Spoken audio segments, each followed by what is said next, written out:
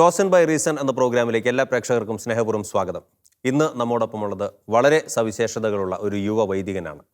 ഭിന്നശേഷിക്കാർക്ക് വേണ്ടി വളരെയധികം കാര്യങ്ങൾ ചെയ്യുന്ന ദർശന ക്ലബിൻ്റെ ഡയറക്ടറും ഒപ്പം തൃശ്ശൂർ അമല ആശുപത്രിയുടെ സ്പിരിച്വൽ ആനിമേറ്ററും കൂടിയായിട്ടുള്ള ഫാദർ സോളമൻ കടമ്പാട്ടുപറമ്പിൽ CMI ആണ് ഇന്ന് നമ്മോടൊപ്പം ചോസൻ ബൈ റീസൺ പ്രോഗ്രാമിൽ പങ്കെടുക്കുന്നത്. ഒത്തിരി സ്നേഹത്തോടെ അച്ഛൻ്റെ ദൈവവിളി അനുഭവങ്ങളും ഇപ്പോഴത്തെ പ്രവർത്തനങ്ങളും നമുക്ക് ചോദിച്ചറിയാം. അച്ഛാ, ഒത്തിരി സ്നേഹത്തോടെ സ്വാഗതം. അച്ഛനെ കുറിച്ച് നമ്മൾ സാധാരണ ഈ ഒരു പ്രോഗ്രാം നമ്മൾ തുടങ്ങുന്ന സമയത്ത് കുടുംബത്തെ ഒന്ന് പരിചയപ്പെടുത്തി തുടങ്ങുന്ന ഒരു രീതിയുണ്ട്. ഇപ്പം മാതാപിതാക്കളെക്കുറിച്ചും കുടുംബത്തെക്കുറിച്ചും വീട് എവിടെയാണ്, അത്തരം കാര്യങ്ങളൊക്കെ ഒന്ന് പറഞ്ഞ് നമുക്ക് തുടങ്ങാം. ആദ്യമേ തന്നെ ഒരു ദൈവവചനം പറഞ്ഞുകൊണ്ട് നമുക്ക് ആരംഭിക്കാമെന്ന് തോന്നുന്നു. തീർച്ചയായിട്ടും. ഫിലിപ്പിയർക്കുള്ള ലേഖനത്തിലെ 4-ാം അധ്യായം 19-ാമത്തെ തിരുവചനം ഇങ്ങനെ നമ്മളോട് പറയുന്നുണ്ട്: എൻ്റെ ദൈവം തൻ്റെ മഹത്വത്തിൻ്റെ സമ്പന്നതയിൽ നിന്ന് യേശു ക്രിസ്തു വഴി നിങ്ങൾക്ക് ആവശ്യമുള്ളതെല്ലാം നൽകും. ആ ഒരു അനുഭവമാണ് എൻ്റെ ജീവിതത്തിൽ ഉടനീളം ഞാൻ കണ്ടുകൊണ്ടിരിക്കുന്നത്. എനിക്ക് ആവശ്യമുള്ളതെല്ലാം യേശു ക്രിസ്തു വഴി എനിക്ക് ലഭ്യമാക്കുന്നു എന്നുള്ളതാണ്. എൻ്റെ കുടുംബത്തിലേക്ക് ഞാൻ കടന്നു വരാം. എൻ്റെ അപ്പച്ചൻ പൗലോസ്, അല്ലെങ്കിൽ കൊച്ചു പൈലോത് എന്ന് പറയും. അമ്മ ലില്ലി. അപ്പച്ചൻ ഇപ്പോൾ ഇല്ല, മരിച്ചുപോയി. 2007 മരിച്ചത്. അമ്മ ഇപ്പോഴും ജീവിച്ചിരിപ്പുണ്ട്. എനിക്ക് 2 ചേട്ടന്മാരാണുള്ളത്. ഒന്ന് മൂത്ത ചേട്ടൻ സാബു എന്നും രണ്ടാമത്തെ ചേട്ടൻ ഷിബു എന്നാണ് അവരുടെ പേരുകൾ. അവർ സെപ്പറേറ്റായിട്ട് കല്യാണം കഴിച്ച് 2 മക്കളൊക്കെ ആയിട്ട് ജീവിക്കുന്നു. എൻ്റെ വീട് ഇരിഞ്ഞാലക്കുട രൂപതയിലെ കുഴിക്കാട്ടിശ്ശേരി ഇടവകയിലെ കൊമ്പടിഞ്ഞാമക്കൽ എന്ന് പറഞ്ഞ സ്ഥലത്താണ് ഞങ്ങൾ താമസിക്കുന്നത്. അച്ഛൻ്റെ ഈ ഒരു ദൈവവിളിയിലേക്കുള്ളൊരു വരവ്, അല്ലെങ്കിൽ വൈദിക ജീവിതത്തിലേക്കുള്ളൊരു വരവ് എങ്ങനെയായിരുന്നു? കുട്ടിക്കാലം മുതലേ ഇതിനോടൊരു ആഗ്രഹം ഉണ്ടായിരുന്നു. ആദ്യമായിട്ട് ഈ ഒരു താല്പര്യം തോന്നിയത് എങ്ങനെയാണ്? അതിനെക്കുറിച്ചൊക്കെ ഒന്ന് പറയാം. സാധാരണ എല്ലാവർക്കും ഉള്ള പോലെ തന്നെയാണെന്ന് ഞാൻ മനസ്സിലാക്കുന്നത്. ഞാൻ കൊച്ചു ചെറുപ്പത്തിലൊക്കെ എന്നെ അപ്പച്ചനും അമ്മച്ചും നിർബന്ധിച്ച് പള്ളി പോകാനായിട്ട് പറയും. അപ്പോഴൊക്കെ ചിലപ്പോൾ മടി തോന്നും. സ്കൂളുകളില്ലെങ്കിൽ, ക്ലാസ്സുകളൊന്നും ഇല്ലെങ്കിൽ തീർച്ചയായിട്ടും പള്ളി പോകണമെന്നാണ് നിർബന്ധം. അതുപോലെ അപ്പച്ചനും അമ്മച്ചിയും ആരെങ്കിലും ഒരാൾ എല്ലാ ദിവസവും പള്ളി പോകാറുണ്ടായിരുന്നു. പക്ഷേ ആ പോകുന്ന സമയത്തൊക്കെ എനിക്ക് കൂടുതലായിട്ട് ആകർഷിച്ചത് ആ പളങ്ങുന്ന ഒരു മൃദുലമായിട്ടുള്ള വസ്ത്രങ്ങളും, അച്ഛൻ ഇട്ടിരിക്കുന്ന വസ്ത്രവും, അച്ഛൻ വരുമ്പോഴേക്കും എല്ലാവരും എണീറ്റ് നിൽക്കുന്ന ആ ബഹുമാനവും, അല്ലെങ്കിൽ ആ ഓരോ അവിടെ അർപ്പിക്കുന്ന ബലികളിലെ ഓരോ കാര്യങ്ങൾ ഞാൻ സസൂക്ഷ്മം വീക്ഷിക്കാറുണ്ടായിരുന്നു. അത് എനിക്ക് ഭയങ്കര ഇഷ്ടം തോന്നിയായിരുന്നു. എനിക്കും ഇങ്ങനെയൊന്നും ആയിത്തീരണം. ഞാൻ ഭൂരിഭാഗം കണ്ടിരിക്കുന്ന വ്യക്തികൾ ഈ അച്ഛന്മാരൊക്കെ ആയിരുന്നു ആ സമയങ്ങളിലൊക്കെ. അപ്പോൾ ഇതുപോലെ ആയിത്തീരണം എന്നൊരു മോഹം എൻ്റെ ഉള്ളിൽ ഉണ്ടായിരുന്നു. അത് കൊച്ചു ചെറുപ്പത്തിലേ തന്നെ ഉണ്ടായിരുന്നു. പിന്നെ അന്നൊക്കെ എൻ്റെ സുഹൃത്തുക്കളും അതുപോലെ തന്നെ ബന്ധുമിത്രാദികളും പറയും, ഇവൻ്റെ ഫേസ് കണ്ടു കഴിഞ്ഞാൽ അച്ഛനാവാനായിട്ടുള്ള ഒരു ചാൻസ് ഉണ്ടെന്ന് പറയാറുണ്ടായിരുന്നു. അച്ഛൻകുട്ടിയാണെന്നുള്ളത് പറയാറുണ്ട്. അപ്പോൾ ഇതൊക്കെ എൻ്റെ മനസ്സിലേക്ക് കടന്നു വരുന്ന ഒരു നല്ല ചിന്തകളായിരുന്നു. അതുവഴിയായിട്ട് ഞാനും അത് രൂപീകരിച്ച് കൊണ്ടുവന്നു. 10ാം ക്ലാസ് കഴിഞ്ഞപ്പോൾ എല്ലാവരും പറഞ്ഞു, ഞാൻ ആഗ്രഹിച്ചു, അച്ഛനാവാനായിട്ട് ആഗ്രഹിച്ചപ്പോൾ മറ്റുള്ളവർ പറഞ്ഞു ഇപ്പോൾ വേണ്ട, ഇച്ചിരിയും കൂടി പക്വതയാവട്ടെ എന്ന് പറഞ്ഞു. അതുകൊണ്ട് പ്രീ ഡിഗ്രിക്ക് പൊക്കോളാൻ പറഞ്ഞു. അങ്ങനെ പ്രീ ഡിഗ്രിക്ക് നമ്മുടെ കോട്ടമുറി, മാള അടുത്തുള്ള കോട്ടമുറിക്ക് അവിടെ ഒരു സെൻറ് തെരേസ് കോളേജുണ്ട്. അവിടെയാണ് ഞാൻ പ്രീ ഡിഗ്രി ചെയ്തത്. അവിടെ ചെന്നപ്പോഴാണ് CMI സഭയിലെ നോഷേറ്റ് ഹൗസാണ് ചാവറച്ചൻ സ്ഥാപിച്ച ഒരു ആമ്പഴക്കാട് കൊവേന്തയാണത്. അപ്പോൾ അതുകൊണ്ട് അവിടുത്തെ അച്ഛന്മാരെ കാണുമ്പോൾ, ഞാൻ ക്ലാസ്സിലിരിക്കുമ്പോഴായാലും അതിൻ്റെ ഉള്ളിൽ നിന്ന് നോക്കുമ്പോൾ അച്ഛന്മാർ ഈ വസ്ത്രമൊക്കെ ഇട്ട് നടക്കുന്നത് കാണുമ്പോൾ എനിക്ക് ഭയങ്കര താല്പര്യമായിരുന്നു. അപ്പോൾ അവരോടുള്ള ബഹുമാനം എങ്ങനെയാണെന്ന് ഞാൻ മറ്റുള്ളവർ സസൂക്ഷ്മം നോക്കാറുണ്ടായിരുന്നു. അപ്പോൾ അതിൽ നിന്നൊക്കെയാണ് എനിക്ക് ഒരു താല്പര്യം തോന്നിയത്, അച്ഛനാവാൻ പോവാം. പ്രീ ഡിഗ്രി കഴിഞ്ഞാലും എൻ്റെ ബാച്ചുകാർക്ക് ആർക്കും അറിയുന്നുണ്ടായിരുന്നില്ല ഇവന് ഈ അച്ഛനാവാൻ പോവുക അതോ ഇനി വേറെന്ത് ചെയ്യുന്നുള്ളത്. പക്ഷെ എൻ്റെ ഉള്ളിൽ ഈ ഒരു ആഗ്രഹം എന്നുണ്ടായിരുന്നു. ഇച്ചിരി സമയം കിട്ടുമ്പോൾ ഓടിച്ചെന്ന് പള്ളിയിൽ ചെന്നിരിക്കും. കാരണം ആ പള്ളിയിലെ അലങ്കാരങ്ങളും അല്ലെങ്കിൽ ആ വിശുദ്ധന്മാരുടെ രൂപങ്ങളൊക്കെ കണ്ട് അങ്ങനെ ഒരു പ്രത്യേക ഒരു ആകർഷണം എനിക്കുണ്ടായിരുന്നു. പള്ളിയോട് ആകർഷണം, CMI സഭയോട് ആ സമയത്തുള്ള ഒരു ആകർഷണം ഉണ്ടായിരുന്നു എന്നുള്ളത്. ഇത് ഈ ഒരു ആഗ്രഹം വീട്ടിൽ പറഞ്ഞപ്പോൾ എന്തെങ്കിലും തരത്തിലുള്ള എതിർപ്പോ അങ്ങനെ എന്തെങ്കിലും പ്രശ്നങ്ങളോ? വീട്ടിൽ നിന്ന് യാതൊരു എതിർപ്പും ഉണ്ടായിരുന്നില്ല. അമ്മയ്ക്ക് അത്രയും അങ്ങോട്ട് താല്പര്യം, ഇളയ കൊച്ചാകുമ്പോൾ കൂടുതലൊരു അറ്റാച്ച്മെൻറ്റ് അമ്മയ്ക്കുള്ളത് കൊണ്ട് അമ്മ പറയും വേണോ എന്ന് ചോദ്യം മാത്രമേ ഉണ്ടായിരുന്നുള്ളൂ. പക്ഷേ അപ്പച്ചന് ഭയങ്കര താല്പര്യമായിരുന്നു. നിൻ്റെ ഇഷ്ടം, നീ പോയിക്കോളൂ, എനിക്ക് നല്ലതാണെന്ന്, ഞങ്ങൾക്ക് കുടുംബത്തിനും ഒരു ഐശ്വര്യം ഉണ്ടാവും എന്നുള്ളത് പറഞ്ഞുകൊണ്ട് അപ്പച്ചൻ ഞങ്ങൾ പ്രോത്സാഹിപ്പിക്കാറുണ്ടായിരുന്നു. അച്ഛൻ ഇത്ര അടുത്ത്, വീടിൻ്റെ തൊട്ടടുത്ത് തന്നെ കൊവേന്തയുണ്ട്, അവിടെ സെമിനാരിയുണ്ട്, നമുക്ക് അവിടെ ചേരാനുള്ള സാഹചര്യങ്ങളുണ്ടായിരുന്നു. എന്നിട്ടും അച്ഛൻ ഈ ഒരു മിഷൻ രൂപതയിലേക്ക് ഇത്രയും അകലെ ഭോപ്പാലിലേക്കൊക്കെ പോകാനുള്ള ഒരു സാഹചര്യം എങ്ങനെ ഉണ്ടായത്? ഈ സത്യദീപവും അതുപോലെ തന്നെ മറ്റുള്ള മാഗസിനിലൊക്കെ ദൈവവിളിയെ പറ്റിയുള്ള ഒരു അഡ്വർടൈസ്മെൻ്റ് ഉണ്ടാവാറുണ്ടായിരുന്നു. അപ്പോൾ ഞാൻ CMI സഭയുടെ അഡ്വർടൈസ്മെൻറ്റ് സെപ്പറേറ്റ് എടുത്തിട്ട് വെറുതെ എഴുതി വിടുമായിരുന്നു. ഓക്കെ. അപ്പോൾ അങ്ങനെ സാഗർ പ്രൊവിൻസിൽ നിന്ന്, അതായത് CMI സഭയുടെ മധ്യപ്രദേശിലുള്ള ഒരു പ്രൊവിൻസാണ്. അന്ന് സമയത്തൊക്കെ സാഗർ എന്നാണ് വിളിച്ചിരുന്നത്, സാഗർ പ്രൊവിൻസ്. ഇപ്പോൾ ഭോപ്പാൽ പ്രൊവിൻസ് എന്നാണ് അറിയപ്പെടുന്നത്. സാഗർ പ്രൊവിൻസിലേക്ക് അവിടെ നിന്നുള്ള എൻ്റെ റെക്ടറായിട്ട് ഇരുന്ന അച്ഛൻ തന്നെയാണ്, ഡൊമിനിക് അച്ഛൻ. ആള് എന്നെ അതിലേക്ക് കൂട്ടിക്കൊണ്ടുപോകാനായിട്ട് വരികയൊക്കെ ചെയ്തായിരുന്നു. അപ്പോൾ അവിടെ വന്നു കഴിഞ്ഞപ്പോൾ എൻ്റെ വീട്ടിലേക്ക് ആദ്യമായിട്ട് കടന്നു വരുന്ന ഒരു അച്ഛൻ്റെ കൂടെ ഞാൻ പോകാമെന്നുള്ള തീരുമാനം ഉണ്ടായിരുന്നു. അത് വന്നത് ഭോപ്പാൽ പ്രൊവിൻസിൽ നിന്നുള്ളൊരു അച്ഛനായിരുന്നു. അതോടൊപ്പം ഞാൻ അതിലേക്ക് പോയെന്ന് മാത്രമേ ഉള്ളൂ. അത് ഇന്ന മിഷൻ ഏരിയ ആണെന്നോ അത് അവിടെ എന്തുമാത്രം പോസിബിലിറ്റി ഉണ്ടെന്നോ ഒന്നും ഞാൻ ചിന്തിച്ചില്ല. എൻ്റെ കുടുംബത്തിലേക്ക് എന്നെ സ്വീകരിക്കാനായിട്ട് വന്നത് ഈ ഒരു അച്ഛനായതുകൊണ്ട് ഞാൻ ആ അച്ഛൻ്റെ കൂടെ അങ്ങ് ദൈവവിളി സ്വീകരിച്ചുകൊണ്ട് ഇറങ്ങി തിരിക്കുകയാണ് ചെയ്തിട്ടുള്ളത്. പിന്നീട് എപ്പോഴാണ് അച്ഛൻ പട്ടത്തിന് ശേഷം അച്ഛൻ കടന്നുപോയ ഉത്തരവാദിത്തങ്ങൾ എന്തൊക്കെയായിരുന്നു? പിന്നീട് എപ്പോഴാണ് ഈ ഒരു കണ്ണിൻ്റെ ഒരു പ്രശ്നം, കാഴ്ച കുറഞ്ഞു വരുന്ന ഒരു അസുഖം ആരംഭിക്കുന്നത് എങ്ങനെയായിരുന്നു? എൻ്റെ പട്ടം സ്വീകരിക്കുന്നത് തന്നെ 2006 ജനുവരി 2-ാം തീയതിയാണ്. നമ്മുടെ ഇരിഞ്ഞാലക്കുട അന്നത്തെ പിതാവായിരുന്ന ജെയിംസ് പഴയാറ്റിൽ പിതാവിൽ നിന്നാണ് ഞാൻ പട്ടം സ്വീകരിക്കുന്നത്. എനിക്കൊരു നല്ലൊരു സംഭവം ഞാൻ പറയാനായിട്ട് ആഗ്രഹിക്കുന്നു. പട്ടം കിട്ടിക്കഴിഞ്ഞിട്ട് സാധാരണ നമ്മുടെ വീട്ടിലേക്ക് ചെല്ലുമ്പോൾ അന്നേ കാലത്തൊക്കെ പടക്കം പൊട്ടിക്കും. അത് കഴിഞ്ഞിട്ട് വീട്ടിൽ ചെന്നിട്ട് എല്ലാവരുടെ മുമ്പിൽ ആദ്യമായിട്ട് എൻ്റെ പേരൻസിനെ തന്നെ ഞാൻ ബ്ലെസ് ചെയ്യുന്ന ഒരു സമയമുണ്ട്. അപ്പോൾ പേരൻസിനെ എല്ലാം ബ്ലെസ് ചെയ്തു. അത് കഴിഞ്ഞിട്ട് എൻ്റെ അപ്പം വന്നിട്ട് എൻ്റെ അടുത്ത് വന്നിട്ട് പറയാണ്, ഇന്ന് വരെ ഇത് പൗലോസിൻ്റെ, അതായത് കൊച്ചു പൗലോസിൻ്റെ ഭവനമായിരുന്നു, ഇന്ന് മുതൽ ഇത് ഫാദർ സോളമൻ്റെ ഭവനെന്ന് മറ്റുള്ളവർ പറയും. അതെനിക്ക് ഭയങ്കരമായിട്ട് ചിന്തിപ്പിച്ചൊരു സംഭവമാണ്. ഒരു വലിയൊരു ചേഞ്ച് അവിടെ നടക്കുകയാണ് ചെയ്യുന്നത്. ഒരു പട്ടം സ്വീകരിച്ച ഒരു വൈദികൻ്റെ ഭവനമായിട്ട് മറ്റുള്ളവർ കണക്കാക്കുള്ളൂ. അത് ആരുടെ വീടാണെന്ന് ചോദിച്ചു കഴിഞ്ഞാൽ അപ്പൻ്റെ പേരല്ല ഇനി പറയപ്പെടാൻ പോകുന്നത്, അത് ഒരു അച്ഛൻ്റെ വീടാണെന്നാണ് പറയപ്പെടാൻ പോകുന്നത്. അത് അപ്പന് നന്നായിട്ട് അറിയാമായിരുന്നു. അതുകൊണ്ട് തന്നെയാണ് അപ്പൻ അങ്ങനെ പറയുകയൊക്കെ ചെയ്തത്. അന്ന് എനിക്കും ഒരു ചേഞ്ച് തന്നെയായിരുന്നു എൻ്റെ ജീവിതത്തിൽ. ഇനി ഞാൻ സഭയ്ക്ക് വേണ്ടിയിട്ടാണ്, സഭാ മക്കൾക്ക് വേണ്ടിയിട്ടാണെന്നുള്ള ഒരു ചിന്തയുണ്ടായിരുന്നു. പക്ഷേ പട്ടമൊക്കെ കിട്ടിക്കഴിഞ്ഞ് ഏകദേശം ഒരു 3 മാസത്തോളം നാട്ടിൽ തന്നെ ശുശ്രൂഷ ചെയ്യുവാനായിട്ട് എനിക്ക് സാധിച്ചു. എൻ്റെ ഇടവകയിൽ തന്നെ 1 മാസം ഞാൻ ശുശ്രൂഷ ചെയ്തു. അത് കഴിഞ്ഞിട്ട് അടുത്ത ഇടവകയിൽ കാരൂര് എന്ന് പറഞ്ഞിട്ട് ഇടവകയിൽ ഞാൻ ശുശ്രൂഷ ചെയ്തു. പിന്നെ നമ്മുടെ സാൻജോ സദൻ എന്ന് പറഞ്ഞിട്ട് ആനന്ദപുരത്തുള്ള ഡി അഡിക്ഷൻ സെൻറ്ററിൽ 1 മാസം അവിടെ സേവനം അനുഷ്ഠിക്കാനായിട്ട് എനിക്ക് സാധിച്ചു. അത് കഴിഞ്ഞിട്ടാണ് ഞാൻ മധ്യപ്രദേശിലേക്ക് പോകുന്നത്. മധ്യപ്രദേശിലേക്ക് ചെല്ലുമ്പോൾ അവിടെ ഞാൻ ആഗ്രഹിച്ച സംഭവമല്ല എനിക്ക് ലഭ്യമാകുന്നത്. ഞാൻ എന്നും ആഗ്രഹിച്ചത്, എൻ്റെ പഠനകാലത്ത് എന്നും ആഗ്രഹിച്ചത് ഒരു ഇൻ്റർ റിലീജിയസ് ഒരു ആശ്രമത്തെയാണ് ഞാൻ സ്വപ്നം കണ്ട് നടന്നിരുന്നത്. അന്ന് എന്നെ ഏറ്റവും കൂടുതൽ ആകർഷിച്ചതിൻ്റെ ഫാദർ സ്വാമി സദാനന്ദ് എന്ന് പറഞ്ഞിട്ടുള്ള ഒരു അച്ഛനുണ്ട്, മൈക്കിൾ എന്ന് പറഞ്ഞ ഒരു അച്ഛൻ. നമ്മുടെ റാണി മരിയയുടെ ഘാതകനെ മാനസാന്തരപ്പെടുത്തി എന്നൊക്കെ നമ്മൾ കേട്ടിട്ടുള്ള അച്ഛനുണ്ട്. ആ അച്ഛൻ്റെ കീഴിൽ 1 വർഷം ഞാൻ റീജൻസി ചെയ്തിട്ടുണ്ടായിരുന്നു. അപ്പോൾ ആ സമയത്ത് എനിക്ക് ഭയങ്കര ആകർഷണമായിരുന്നു. ആ ഒരു ആശ്രമത്തിനോട് ഭയങ്കര താല്പര്യമായിരുന്നു. അതാണ് നല്ലത് എന്ന് എനിക്ക് തോന്നിയായിരുന്നു. അവിടെ 1 വർഷക്കാലം ഞാൻ ചെരുപ്പും അതുപോലെ തന്നെ ചെരുപ്പില്ലാതെ കാവിമുണ്ടൊക്കെ ധരിച്ച് ഒരു പ്രത്യേക സ്വാമി വേഷത്തിലൊക്കെ നടന്നൊരു സമയമൊക്കെ ഉണ്ടായിരുന്നു. അന്ന് മൊത്തം എൻ്റെ സ്വപ്നം അതായിരുന്നു, അങ്ങനെ ജീവിക്കണം, എക്സ്ട്രീം ഒരു സന്യാസ ജീവിതം നയിക്കണമെന്നൊക്കെ ആയിരുന്നു. പക്ഷേ പട്ടം കെട്ടി ഞാൻ പ്രൊവിൻസിലേക്ക് ചെല്ലുമ്പോൾ എനിക്ക് സോഷ്യൽ വർക്കാണ് തന്നത്. അതായത് ഏറ്റവും ഇൻറ്റീരിയർ ആദിവാസി ഏരിയ ആയ സിയർമോ എന്ന് പറഞ്ഞിട്ടുള്ള സ്ഥലത്തേക്കാണ് ഞാൻ പോകുന്നത്. റൈസൻ ഡിസ്ട്രിക്റ്റിലെ സിയർമോ എന്ന് പറഞ്ഞ ആദിവാസി സെൻ്ററാണത്. അവിടേക്ക് ഞാൻ ഡയറക്ടറായിട്ട് അപ്പോയിൻ്റ് ചെയ്യുന്നു. ഞാൻ ഏകദേശം അവിടെ ഒരു 1.5 വർഷത്തോളം ഞാൻ അവിടെ സേവനം അനുഷ്ഠിച്ചു. അത് കഴിഞ്ഞിട്ട് അതിൻ്റെ തൊട്ടടുത്തുള്ള ടഡ എന്ന് പറഞ്ഞിട്ടുള്ള, അത് സാഗർ ഡിസ്ട്രിക്റ്റിലെ ഒരു ആദിവാസി സെൻ്ററായിരുന്നു അത്, ടഡ എന്ന് പറഞ്ഞിട്ട്. അപ്പോൾ അവിടെയായിരുന്നു പിന്നെ ബാക്കിയുള്ള വർഷക്കാലം, ഒരു മൊത്തം 4.5 വർഷത്തോളം ഞാൻ ഈ സോഷ്യൽ വിങ്ങുമായിട്ട് ബന്ധപ്പെട്ട് സേവനം അനുഷ്ഠിച്ചു. ആ സമയത്താണ് എനിക്ക് പലപ്പോഴും രോഗം വന്നുകൊണ്ടിരുന്നത്. എനിക്ക് മലേറിയ വരുമായിരുന്നു. ഒരു മാസത്തിൽ തന്നെ 2 പ്രാവശ്യമൊക്കെ മലേറിയ വരുമായിരുന്നു. അപ്പോൾ അതിൻ്റെ മലേറിയ വന്നതുകൊണ്ട് രോഗം എൻ്റെ കണ്ണിനെ അഫക്റ്റ് ചെയ്തെന്നല്ല പറയുന്നത്. അതിൻ്റെ ഒരു ടാബ്ലറ്റ് ഉണ്ട്, അത് ഹൈ ഡോസ് ടാബ്ലറ്റ് ആയിരുന്നു. അത് കഴിക്കുമ്പോൾ തന്നെ പറഞ്ഞിരുന്നു ഇതിന് എന്തെങ്കിലും സൈഡ് ഇഫക്റ്റ് ഉണ്ടാകുമെന്നുള്ളതൊക്കെ. അപ്പോൾ ആ ഒരു മെഡിസിനാണ് ഞാൻ കഴിച്ചത്. അതൊരു മാസത്തിൽ 2 പ്രാവശ്യമൊക്കെ കഴിക്കേണ്ട ഒരു അവസരമൊക്കെ വന്നിരുന്നു. അപ്പോൾ അത് എൻ്റെ കണ്ണിനെ അത് അഫക്റ്റ് ചെയ്യാനായിട്ട് തുടങ്ങി എന്നാണ് ഞാൻ മനസ്സിലാക്കുന്നത്. പക്ഷേ അതുമാത്രമല്ല റീസൺ എന്ന് പറയുന്നു, അതൊരു ഹെറിഡിറ്ററിയാണ്, പാരമ്പര്യമായിട്ട് കിട്ടിയ ഒരു അസുഖമാണെന്ന് പറയുന്നു. പാരമ്പര്യത്തിൽ എൻ്റെ വീട്ടുകാർക്കാരും ആർക്കും ഇതില്ല എന്നുള്ളതാണ്. പക്ഷേ അപ്പോൾ ഇതായിരിക്കാം ഒരു റീസൺ എന്ന് പറയുന്നത് മാത്രമേ ഉള്ളൂ.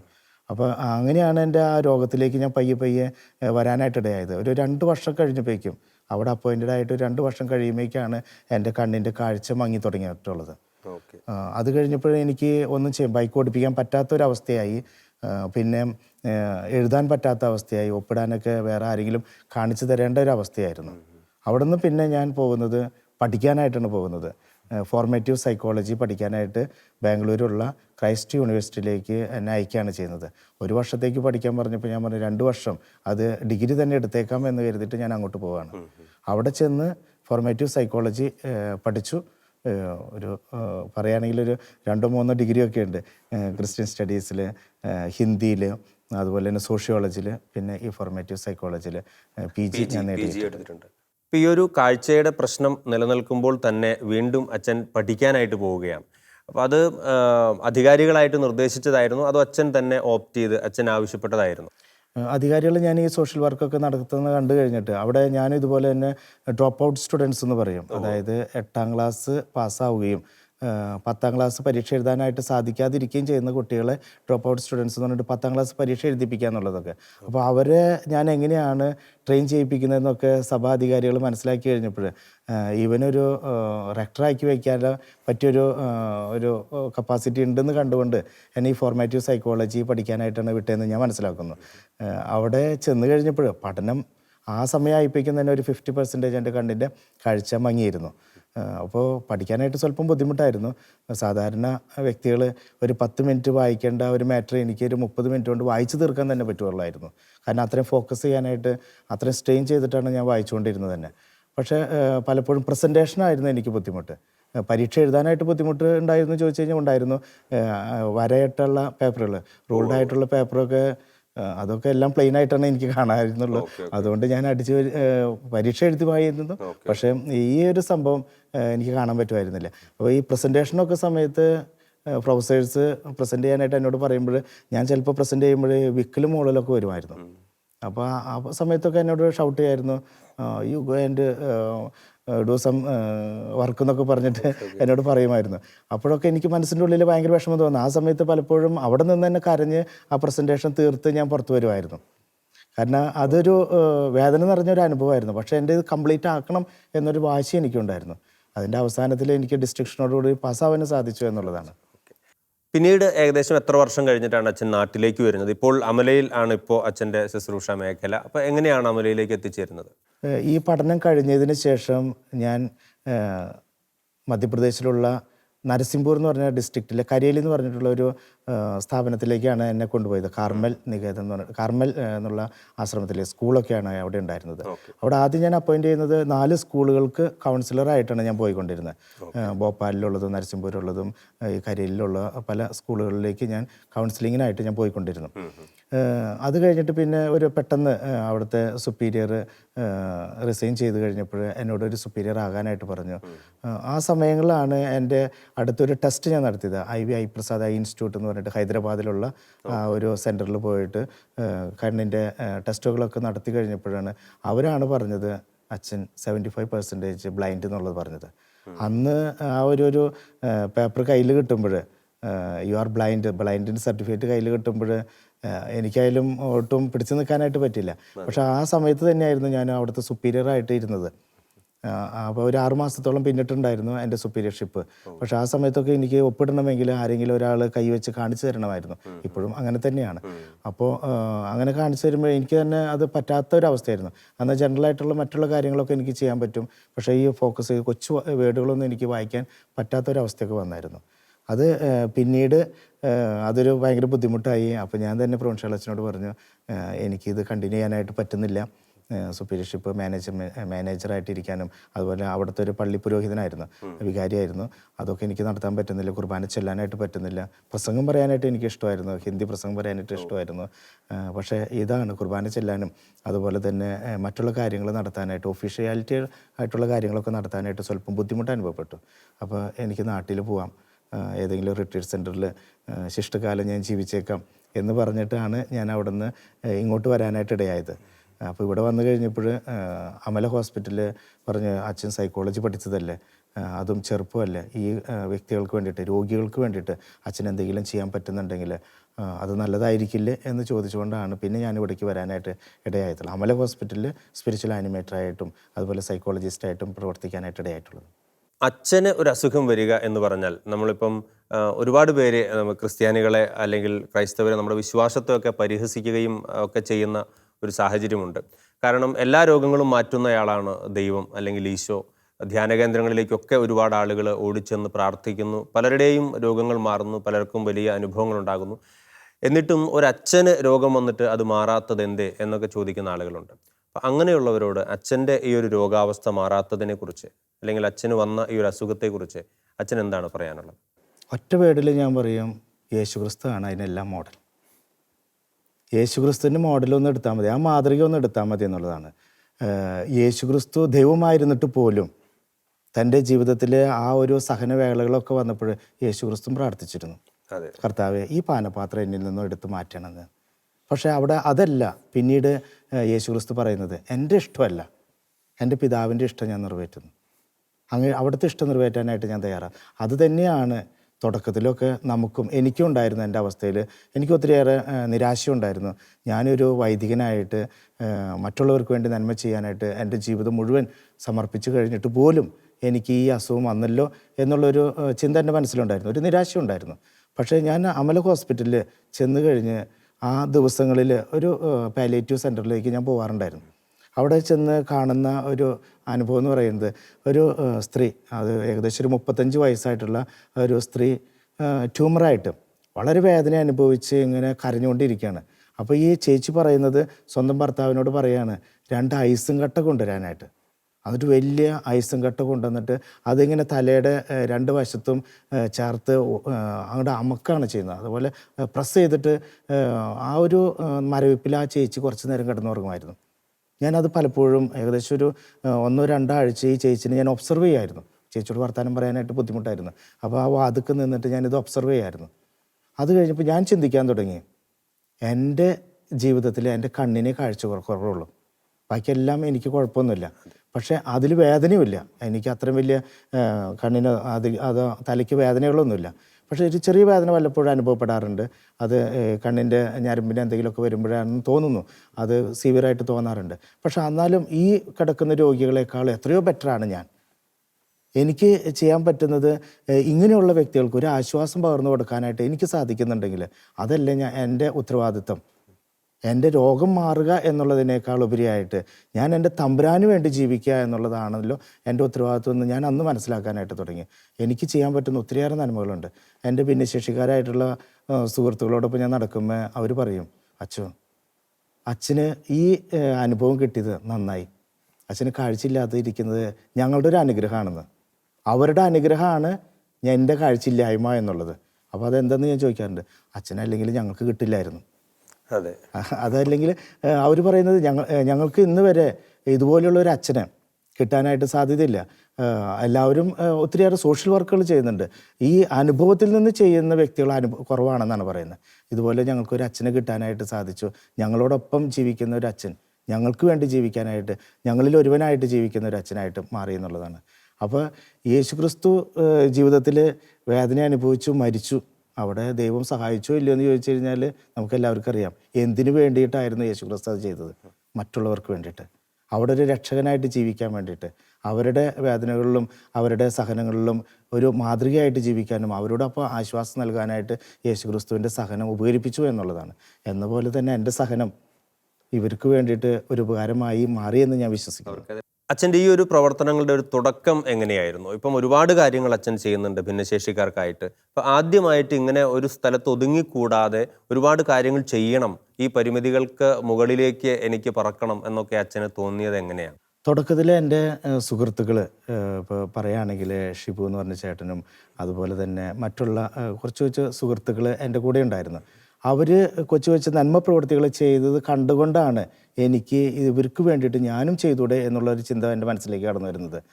അതുപോലെ തന്നെ കുറച്ച് ബ്ലൈൻഡ്സ് ആയിട്ടുള്ള കുട്ടികൾ, അതുപോലെ അഖിൽ എന്നൊക്കെ പറഞ്ഞിട്ടുള്ള കുട്ടികൾ എൻ്റെ അടുത്ത് വരുന്ന സംസാരിക്കുകയാണ്, അച്ഛൻ ഞങ്ങൾക്കൊരു ക്രിക്കറ്റ് ടീം ഉണ്ടാക്കണമെന്നൊരാഗ്രഹമുണ്ട്, ബ്ലൈൻഡ്സിൻ്റെ ഒരു ക്രിക്കറ്റ് ടീം ഉണ്ടാക്കണമെന്നൊരാഗ്രഹമുണ്ട്. അപ്പോൾ അച്ഛൻ അതിനുവേണ്ടി സഹായിക്കുമെന്നൊന്ന് ചോദിക്കുന്നുണ്ട്. അപ്പോൾ ഞാൻ പറഞ്ഞു തീർച്ചയായിട്ടും നമ്മളെന്തിനാ ഈ ക്രിക്കറ്റിലേക്ക് മാത്രം ഒതുങ്ങി പോകുന്നത്, നമുക്ക് ഒത്തിരിയേറെ നല്ല കാര്യങ്ങൾ ചെയ്യാനായിട്ട് സാധിക്കുമല്ലോ. ഈ ബ്ലൈൻഡ്സ് ആയിട്ട് ഇരുന്നിട്ട് ക്രിക്കറ്റ് മാത്രം കളിച്ച് നമ്മുടെ ജീവിതം അതിലേക്ക് മാത്രം ശുഷ്കിപ്പിക്കേണ്ട ആവശ്യമില്ലല്ലോ. അപ്പോൾ പറഞ്ഞു കഴിഞ്ഞപ്പോൾ അവർക്ക് തീർച്ചയായിട്ടും സന്തോഷമായി. അവർക്ക് കൂടുതലായിട്ട് കുറേ മോട്ടിവേഷൻ കിട്ടി. അപ്പോൾ അവർ ഒരു ഗ്രൂപ്പ് പോലെ ഉണ്ടാക്കി. അപ്പോൾ ഞങ്ങളൊരു ചെറിയൊരു ഗ്രൂപ്പായിട്ട് ഫോം ചെയ്തു. അപ്പോൾ ദേവമാത സ്കൂളിൻ്റെ കീഴിലേക്ക് ഞങ്ങൾ പോകാമെന്ന് പറഞ്ഞു. അപ്പോൾ അവിടുത്തെ ഷാജു ഏട്ടമ്മനച്ചൻ പറഞ്ഞു നമുക്ക് ഒരു ദർശന എന്നുള്ള പേരെടുത്താലോ. അപ്പോൾ ദർശന വീട് എന്നുള്ള ഒരു ട്രസ്റ്റ് അവിടെ ഉണ്ട്. ആ ദർശന എന്നുള്ള പേര് തന്നെ സ്വീകരിച്ച് ദർശന ക്ലബ്ബ് പോലെ ഞങ്ങൾ രൂപീകരിച്ചു. അങ്ങനെ അത് അവിടെ സ്റ്റാർട്ട് ചെയ്യുകയാണ് ചെയ്യുന്നത്. അപ്പോൾ ബ്ലൈൻഡ്സിന് വേണ്ടി മാത്രമല്ല പിന്നെ ഞങ്ങൾ ചിന്തിക്കാൻ തുടങ്ങിയത് ഈ വീൽ ചെയർ പേഷ്യൻസിന്, അതുപോലെ ഓട്ടിസം കുട്ടികൾക്ക്, ഡെഫ് ആൻഡ് ഡംബ് കുട്ടികൾക്ക്, അങ്ങനെ ഈ 4 കാറ്റഗറിയിലുള്ള വ്യക്തികൾക്ക് വേണ്ടിയിട്ട് ഞങ്ങൾ പ്രവർത്തിക്കാമെന്ന് ചിന്തിച്ചു. അപ്പോൾ ഞാൻ ഈ സോഷ്യൽ വർക്കും സോഷ്യോളജിയൊക്കെ ചെയ്ത് പഠിച്ചതൊക്കെ ഉള്ളതുകൊണ്ട് അതുമായിട്ട് കുറച്ച് ചിന്തിച്ച് ഒരു പ്രൊജക്റ്റൊക്കെ രൂപീകരിക്കാനായിട്ട് ഇടയായി. അപ്പോൾ അത് വെച്ചിട്ട് ഞങ്ങൾ ഒരു വർഷം 14 കാര്യങ്ങൾ ഒരു വർഷം ചെയ്യാമെന്ന് തീരുമാനിച്ചു. അപ്പോൾ ബ്ലൈൻഡ്സിന് കുറച്ച് കൂടുതൽ ചെയ്യാമെന്നുള്ളൊരു ആഗ്രഹം ഉണ്ടായിരുന്നു. അപ്പോൾ അതിൻ്റെ പേരിൽ കുറേ പ്രോഗ്രാംസ് ഈ ദർശന ക്ലബ്ബിലൂടെ ചെയ്യാമെന്നുള്ളൊരു തീരുമാനം എടുത്തു. അതിൽ ഏറ്റവും എടുത്തു പറയത്തക്ക 2 പ്രോഗ്രാമാണ് മറ്റുള്ളവർക്ക് ഏറ്റവും ആകർഷണീയമായിട്ട് തോന്നിയെന്ന് ഞങ്ങൾ മനസ്സിലാക്കുന്നു. ഒന്ന്, നീന്തൽ. കാഴ്ചയില്ലാത്തവർ ഇന്ന് വരെ കേരളത്തിലുള്ളവർ വല്ലപ്പോഴും നീന്തിയിട്ടുണ്ടാവും, നല്ല കാലത്ത് നീന്തിയിട്ടുണ്ടാവും, കാഴ്ച നഷ്ടപ്പെട്ട് കഴിഞ്ഞപ്പോൾ നീന്താൻ പേടിയാണ് അവർക്ക്. ഇത് എവിടേക്കാണ് ഡയറക്ഷനൊന്നും കിട്ടില്ലല്ലോ. അപ്പോൾ അതൊരു നീന്തൽ ട്രെയിനിങ് കൊടുക്കാമെന്ന് ഞങ്ങൾ ചിന്തിച്ചു. കുട്ടനെല്ലൂരുള്ള റീജൻസി ക്ലബ്ബുമായിട്ട് ചേർന്ന് അങ്ങനെ ഒരു ട്രെയിനിങ് 2 വർഷം ട്രെയിനിങ് കൊടുത്തു. പക്ഷേ അതിൻ്റെ മുന്നോട്ടുള്ള പരിപാടികളൊന്നും ഉണ്ടായിരുന്നില്ല. പിന്നെയാണ് അറിയുന്നത് പാരാഒളിമ്പിക്സിൻ്റെ ഒരു ഗ്രൂപ്പ് നമ്മുടെ കേരളത്തിലുണ്ടെന്ന് അറിയുന്നത്. അവരുമായിട്ട് ചേർന്ന് നിന്നുകൊണ്ട് ഞങ്ങൾ അതിൻ്റെ ഒരു ട്രെയിനിങ്ങിലേക്ക് പോയി. അതുപോലെ തന്നെ അതിൻ്റെ ഒരു കോമ്പറ്റീഷനിലേക്ക് ഞങ്ങൾ പങ്കെടുത്തു. എന്നിട്ട് 6 കുട്ടികൾ, ഞങ്ങളുടെ ഗ്രൂപ്പിൽ നിന്ന് 6 കുട്ടികൾ നാഷണൽ ലെവലിലേക്ക് ആദ്യമായിട്ട് ഇങ്ങനൊരു ഗ്രൂപ്പായിട്ട് നാഷണൽ ലെവലിലേക്ക് പാരാഒളിമ്പിക്സിൻ്റെ പ്രോഗ്രാമിൽ പങ്കെടുക്കാനായിട്ട് സെലക്ട് ചെയ്യപ്പെട്ടു. അത് 6 കുട്ടികളാണ് അതിലേക്ക് സെലക്ട് ചെയ്യപ്പെട്ടതെന്നുള്ളതാണ്. അതുപോലെ തന്നെ ശിങ്കാരിമേളം, നമ്മുടെ തൃശ്ശൂരിൻ്റെ ഏറ്റവും വലിയ ഒരു അഭിമാനമാണല്ലോ ശിങ്കാരിമേളം. അപ്പോൾ ഞങ്ങൾ കുട്ടികൾ പറഞ്ഞു, അച്ഛാ നമുക്കും ഇതുപോലെ ഒന്ന് ചെയ്തുകൂടെ എന്ന് ചോദിച്ചു. അതിലൊരുവനാണ് രതീഷ് എന്ന് പറഞ്ഞ പയ്യനാണ് അതിനുള്ളൊരു ഇനിഷ്യേറ്റീവ് എടുത്തത്. അപ്പോൾ ഞാൻ പറഞ്ഞു ഓക്കെ നമുക്കതും ചെയ്യാം. അങ്ങനെ ഒരു 18 കുട്ടികളെ നമ്മളിപ്പോൾ പഠിപ്പിച്ചു കഴിഞ്ഞിട്ടുണ്ട്. 12 പേരുടെ ഒരു ടീം തന്നെ നമുക്കുണ്ട്. അതിൻ്റെ എല്ലാ സജ്ജീകരണങ്ങളോട് കൂടിയിട്ട് എല്ലാ സാധനങ്ങളും ഉണ്ട്. അതുപോലെ തന്നെ ക്രിക്കറ്റ് 2 ടീം നമുക്കുണ്ട്. അതുപോലെ തന്നെ ചെസ് ടൂർണമെൻറ്റ് എല്ലാ വർഷവും നടത്തുന്നുണ്ട്. അതുപോലെ തന്നെ ഇരുളേറ്റ നാടൻപാട്ട് കലാസമിതി എന്ന് പറഞ്ഞിട്ട് നാടൻ പാട്ടുകളുടെ ഒരു ഓർക്കസ്ട്ര പോലെ ഒരു സംഭവമുണ്ട്. അതുപോലെ തന്നെ സാധാരണ പാട്ടുകളുടെ ഒരു ഓർക്കസ്ട്ര നമ്മൾ ചെയ്യുന്നുണ്ട്. അതുപോലെ തന്നെ വൈറ്റ് ഏഞ്ചൽസ്, ഈ കാഴ്ചപരിമിതരെ സംബന്ധിച്ചിടത്തോളം അവർ പലപ്പോഴും നടക്കുക ഒരു വെളുത്ത് വടി പിടിച്ചിട്ടാണ്. അത് പലപ്പോഴും നമ്മളിപ്പോൾ വലിയ ആഘോഷമായിട്ട് തന്നെ നമ്മുടെ തൃശ്ശൂർ നഗരത്തിൽ ദർശന ക്ലബ്ബും പലപ്പോഴും ലയൺസ് ക്ലബ്ബും ഒക്കെ ചേർന്ന് നമ്മളത് ചെയ്യാൻ പരിശ്രമിച്ചുകൊണ്ടിരിക്കുന്നുണ്ട്. അതാണ് നമ്മൾ ബ്ലൈൻഡ്സിൻ്റെ ഇടയിൽ ചെയ്യുന്ന ഇത്തരത്തിലുള്ള പ്രവൃത്തികൾ. അതുപോലെ തന്നെ വീൽ ചെയറിൻ്റെ ഇടയിൽ സ്നേഹസംഗമങ്ങൾ നടത്താറുണ്ട്. അതുപോലെ തന്നെ അവർക്ക് വേണ്ടിയിട്ട് ഒരു ജീവൻ്റെ ഉറവ എന്ന് പറഞ്ഞിട്ടുള്ള ഒരു ഓർക്കസ്ട്ര പ്രോഗ്രാം നമ്മൾ നടത്തുന്നുണ്ട്. അതുപോലെ തന്നെ ഓട്ടിസം കുട്ടികൾക്ക് വേണ്ടി കരോൾ ഗാന കോമ്പറ്റീഷൻ നമ്മൾ നടത്തുന്നുണ്ട്. അതുപോലെ സ്നേഹസംഗമം നടത്തുന്നുണ്ട്. ആകപ്പാടെ ഡെഫ് ആൻഡ് ഡംബിനുമായിട്ട് ചേർന്ന് പ്രവർത്തിക്കണമെന്ന് ആഗ്രഹമുണ്ട്, നടത്താൻ പറ്റാറില്ല എന്ന് മാത്രമേ ഉള്ളൂ.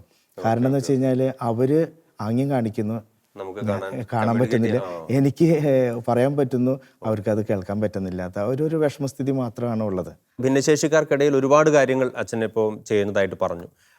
1-2 കാര്യങ്ങൾ, അതായത് ഇവർക്ക് ഒരു സ്വയം തൊഴിൽ പരിശീലനമോ അല്ലെങ്കിൽ അവരുടെ സാഹചര്യങ്ങളിൽ നിന്നുകൊണ്ട് തന്നെ അവർക്ക് വരുമാനമുണ്ടാക്കാൻ സാധിക്കുന്ന എന്തെങ്കിലും ഒരു പരിശീലനം അവർക്ക് ചെയ്തു കൊടുക്കുന്നുണ്ടോ?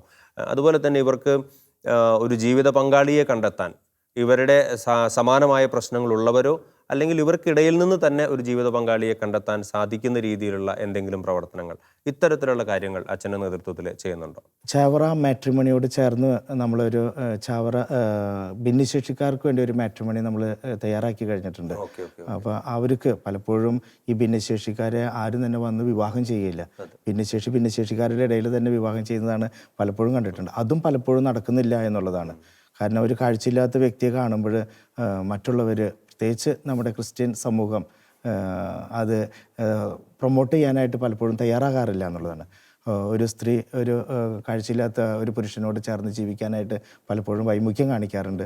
അതുപോലെ തന്നെ ഒരു പുരുഷൻ കാഴ്ചയില്ലാത്ത ഒരു സ്ത്രീനെ സ്വീകരിക്കാനായിട്ടുള്ള വൈമുഖ്യം കാണിക്കാറുണ്ട്. പക്ഷെ മറ്റുള്ള റിലീജിയസിലൊക്കെ കുറച്ചും കൂടിയും അത് കൂടുതലായിട്ട് അവരെല്ലാവരും ഒരുമിച്ച് ചേർന്ന് പോകുന്നതായിട്ട് കണ്ടിട്ടുണ്ട്. അത് അവരുടെ ഒരു ഉത്തരവാദിത്വമാണ്. ആരും ഒറ്റപ്പെട്ട് ജീവിക്കരുതെന്നുള്ളൊരു ചിന്തയൊക്കെ വരാറുണ്ടെന്ന് തോന്നുന്നു. പക്ഷേ നമ്മുടെ സമൂഹത്തിൽ അത് വളർത്തിക്കൊണ്ടുവരേണ്ടത് നമ്മുടെ ഒരു അത്യാവശ്യമാണ്.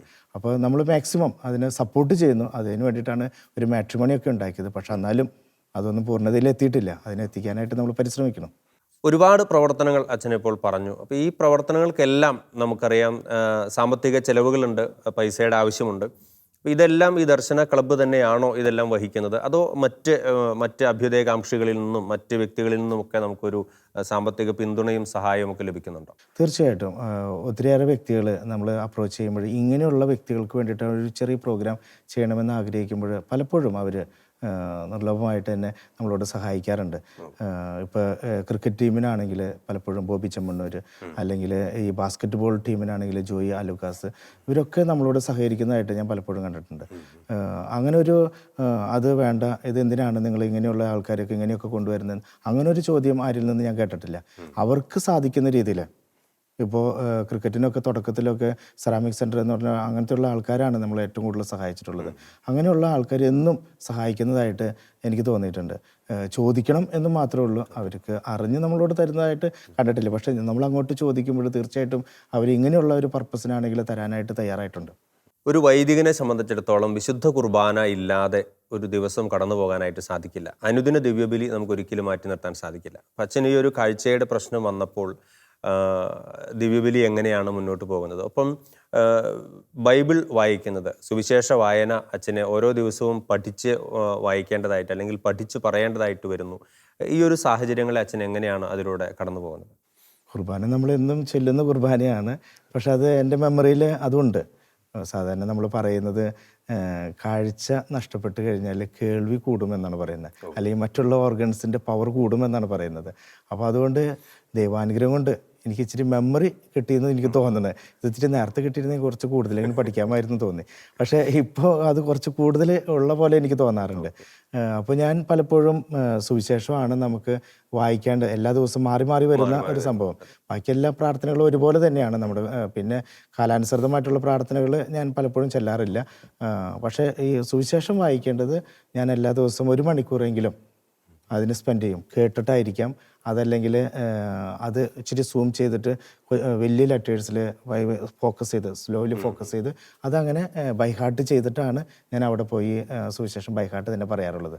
കാര്യം ബൈബിൾ എടുക്കും, ആശീർവദിക്കും, അത് കഴിഞ്ഞിട്ട് തുറന്നു വയ്ക്കും, ജനങ്ങളുടെ മുഖത്ത് നോക്കി ആ വചനം അങ്ങ് പറയുകയാണ് ചെയ്യുന്നത്. അതുപോലെ തന്നെ തക്സ നമ്മൾ ഉപയോഗിക്കുന്ന കുർബാനയ്ക്ക് ഉപയോഗിക്കുന്ന തക്സ ഞാൻ ഒരിക്കലും ഓപ്പൺ പോലും ചെയ്തു വയ്ക്കാറില്ല. അത് സൈഡിലേക്ക് മാറ്റി വയ്ക്കാറുള്ളൂ. കാരണം അതിലുള്ള പ്രാർത്ഥനകൾ ഒരു പേടിയും കൂടാതെ ചൊല്ലാറുണ്ട്. പലപ്പോഴും ചിലവർക്കൊക്കെ പേടി തോന്നിയിട്ടുണ്ട്, ദൈവമേ അച്ഛൻ്റെ തെറ്റുമോ, തെറ്റ് കഴിഞ്ഞ് മോശമാവോ, അങ്ങനെ ഒരു പേടി ചിലവർക്കൊക്കെ അനുഭവപ്പെട്ടിട്ടുണ്ട്. സിസ്റ്റേഴ്സൊക്കെ വന്നിട്ട് പറയാറുണ്ട്, അച്ഛൻ കുർബാന ചെല്ലാൻ തുടങ്ങുമ്പോഴേക്കും ഞങ്ങൾ പ്രാർത്ഥിക്കാൻ തുടങ്ങുന്നു. കാരണം തെറ്റുകൂടാതെ കുർബാന പൂർത്തീകരിക്കാൻ വേണ്ടിയിട്ട് അവർ പ്രാർത്ഥിക്കാൻ തരുന്നു. അതുപോലെ തന്നെ കുറേ പേര് വന്നിട്ട് പറയാറുണ്ട്, അച്ഛൻ്റെ കുർബാന ഞങ്ങൾക്ക് ഭയങ്കര ലൈവാണ്, അച്ഛൻ നല്ല ഭയങ്കര ഒരു എനർജിയോട് കൂടിയിട്ട് കുർബാന ചെല്ലുന്നു. അതുപോലെ തന്നെ ഒരു നോക്കാതെ വളരെ കോൺസെൻട്രേറ്റ് ആയിട്ട് കുർബാന ചെല്ലുന്നു. ഞാൻ പലപ്പോഴും കുർബാന ചെല്ലുമ്പോൾ ജനങ്ങളെ നോക്കാറില്ല. ബൈബിൾ വായിക്കുമ്പോൾ ഞാൻ ജനങ്ങളെ നോക്കിയിട്ടാണ് പറയാറുള്ളത്. മറ്റുള്ള പ്രയറുകളൊക്കെ ചെല്ലുമ്പോൾ കണ്ണടച്ചോ അങ്ങനെയാണ് ഞാൻ പ്രയർ ചെല്ലാറുള്ളത്. തീർച്ചയായിട്ടും അച്ഛാ, നമ്മുടെ സമയം ഇവിടെ പൂർണ്ണമാവുകയാണ്. നമ്മുടെ എല്ലാ പ്രേക്ഷകർക്കും തന്നെ വളരെയധികം പ്രചോദനം ലഭിച്ചിട്ടുണ്ടാകും എന്ന് വിചാരിക്കുകയാണ്. കണ്ണിൽ ഇരുട്ട് കയറുമ്പോഴും ചുറ്റുമുള്ളവർക്ക് വെളിച്ചം പകർന്നുകൊണ്ട് ഒരു ദീപസ്തംഭമായി എരിഞ്ഞു നിൽക്കാൻ നമ്മുടെ പ്രിയപ്പെട്ട സോളമൻ അച്ഛന് സാധിക്കുന്നു എന്നുള്ളത് തന്നെയാണ് ഈ ഒരു പ്രോഗ്രാമിൻ്റെ ഏറ്റവും പ്രധാനപ്പെട്ട സന്ദേശം. നമ്മുടെ പരിമിതികൾക്കപ്പുറത്തേക്ക് ദൈവത്തിൽ ആശ്രയിച്ചുകൊണ്ട് മുന്നേറാനുള്ള വലിയ പ്രചോദനമാണ് അച്ഛൻ നമുക്ക് നൽകുന്നത്. ഷെക്കേന ടെലിവിഷൻ്റെ എല്ലാവിധ നന്ദിയും അറിയിക്കുന്നു. ഒത്തിരി സന്തോഷം. Thank you.